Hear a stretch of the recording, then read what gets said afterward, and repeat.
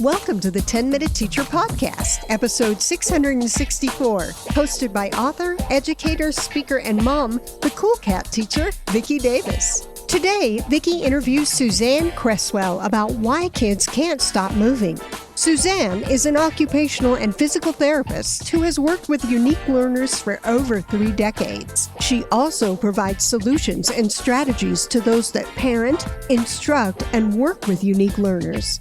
By helping them understand the students' learning behaviors, she helps parents, teachers, and the students themselves find the ability in learning disability. Let's check in with Vicki and Susan right now. Enjoy! In today's socially challenging times, teaching kids how to build social, emotional, and learning skills can be tough. If you're an educator looking for ways to integrate SEL into your lessons or a parent supporting learning at home, the All-State Foundation and we are committed to providing you with the resources you need to get started at we.org/SEL. Stay tuned at the end of the show to learn more about this sponsor. Today, we're talking with Suzanne Cresswell. She's an occupational therapist and physical therapist. Now, Suzanne, what is a unique learner? A unique learner is a little bit of all of us, really. Children and adults have their own way of making sense of the world around them. When we think of learning, we think of the sensory system taking in information visually, auditorily, tactilely. And each one of us has our own unique way of interpreting that information. But in general, there's kind of patterns of how the brain collects this information. And in our education model, we augment our understanding of the developmental model in teaching incrementally, as the child can develop these skills. But a unique learner tends to be on a little different path. They tend to learn at a different pace. And the emphasis in my book, Unique Learner Solutions, is that these students learn differently. Not incorrectly necessarily, but it's a difficult thing sometimes to capture in our general education classroom where we're focused on the curriculum and the standards of meeting certain timeframes, that certain ideas are needing to be presented to the classroom. So the unique learner can be that child that causes the teacher to sort of take a deep breath sometimes when they think about planning their morning or planning their day, because this is an individual who doesn't always follow the flow, the rhythm, the timing of the learning that goes on in general in the classroom. 2 of my 3 children have what I call learning differences. I don't call them disabilities because my children can learn.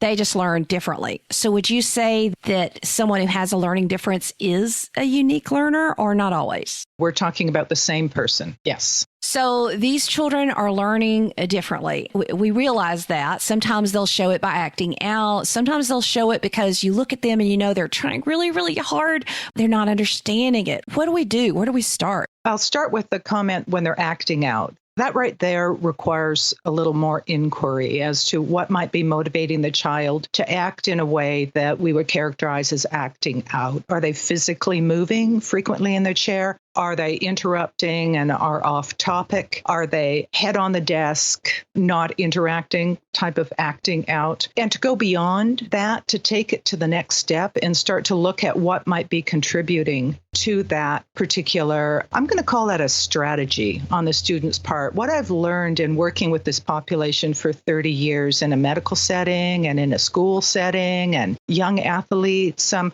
young people tend to develop strategies, even on a subconscious level, in order to assist their brain to stay engaged. We're hardwired to learn.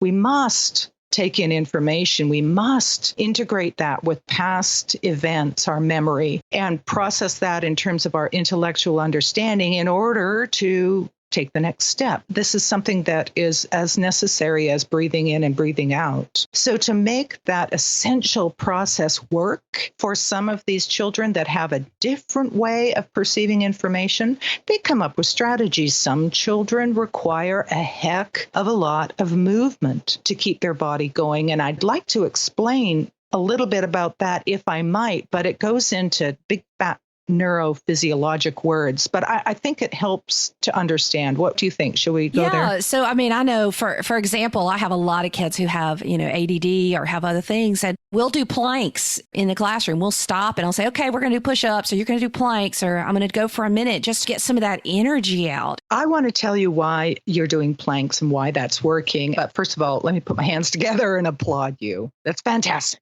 So let's talk about that busy child, the busy one, the hyperactive child, the ADHD, if you like. Those are often the students that we'll see in a general education setting. They've got good understanding of many of the academic concepts when they are in a situation that they can demonstrate that to the teacher. And yet they are at a little different rhythm than the other students. They're moving more, or they're at the end of the answer when you're still really looking to see how the child solves it in the process. Some days it must be upsetting. I mean, it offers like another avenue for the teacher, and sometimes that's difficult to integrate. So it ends up being the language that the child is having an upset or an outbreak or what have you. So I totally understand the use of that language. But the interesting thing is to look a little bit beyond that. You see, in order to learn, it's a very developmentally wired process, starting in infancy and moving on. And let me just quickly take you back. Okay, infancy. First of all, we're moving out of a buoyant environment inside our mommy's womb. And the first experience we have, the first neurologic thing that our brain understands is the gravitational pull of the Earth's surface, having moved from the buoyancy.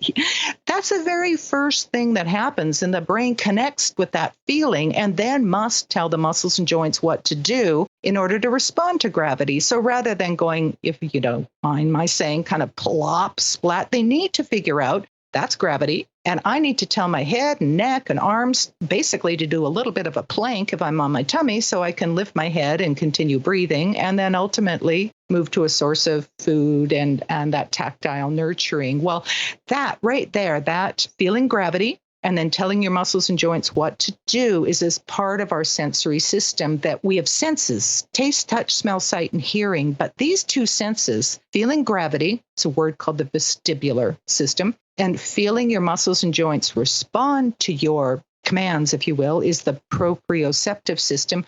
We continue to feed the vestibular and proprioceptive system. We continue to feed our sense of feeling gravity operate on our body, feeling our muscles and joints respond optimally to gravity all of our life. But we move it to a part of a brain that we don't really interact with that much. That's why we like walking. That's like why we like exercise. That's why we like yoga as adults. These are things that we do, we bring into our life, in our body, in our muscles, and so forth. That's why you're doing planks, because you're stimulating their proprioceptive center. You're stimulating their vestibular center.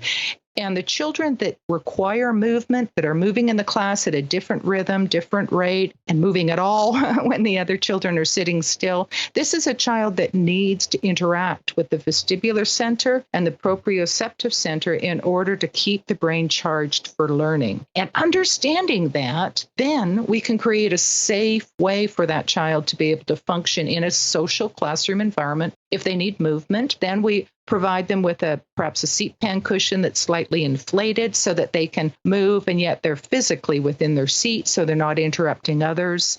Some classrooms will obtain the yoga ball, the therapy ball, and find a collar for it so it doesn't roll anywhere. And the student then will sit on the ball. And of course, if you're sitting on a round chair, a round surface, your brain is continually interacting with the gravitational pull of the Earth's surface and your body's ability to respond to those movements. And that continually feeds the brain and keeps the brain active in order for learning. And, this is so related to even flexible seating, isn't it?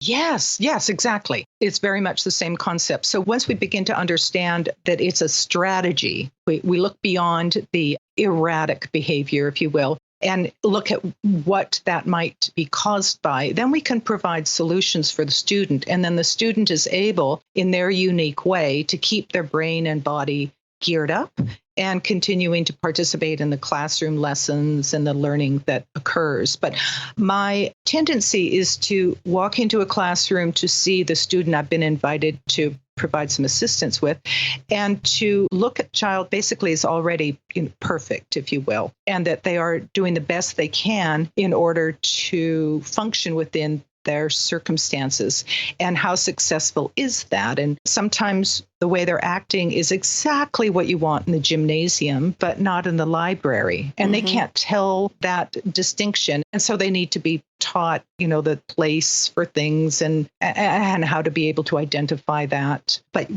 while you're doing planks, that's putting pressure through the joints of the arms and hands. And that pressure is what informs the brain, the proprioceptive center. And overall, that kind of floods the brain with a calming feeling.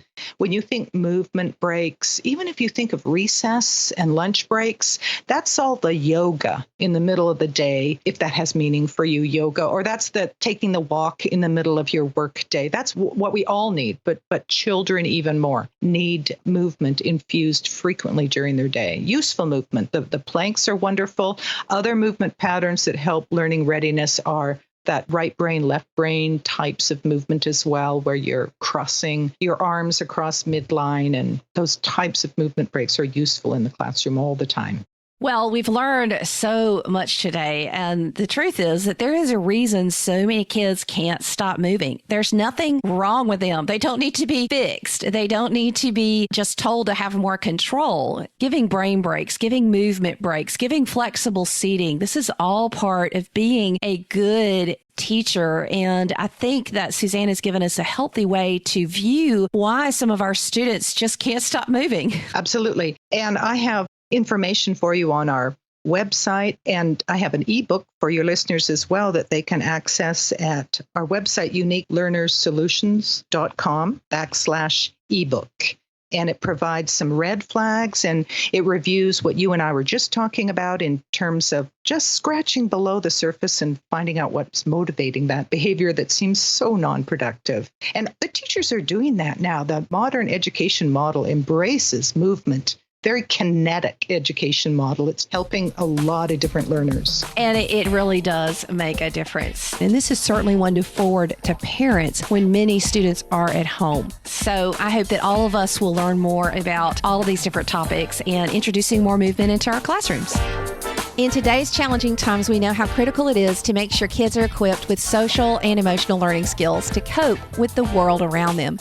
That's why I'm excited to highlight today's sponsor, the We Schools program made possible by the Allstate Foundation. It brings social and emotional learning together with service learning, helping children build key skills such as resilience, empathy, perseverance, and problem solving. Whether you're an educator looking for ways to integrate SEL into your lesson planning or a parent looking to support your kids' remote learning at home, go to we.org/SEL for helpful educational resources and tips. Our friends at the Allstate Foundation and we are committed to providing you with the resources you need to get started.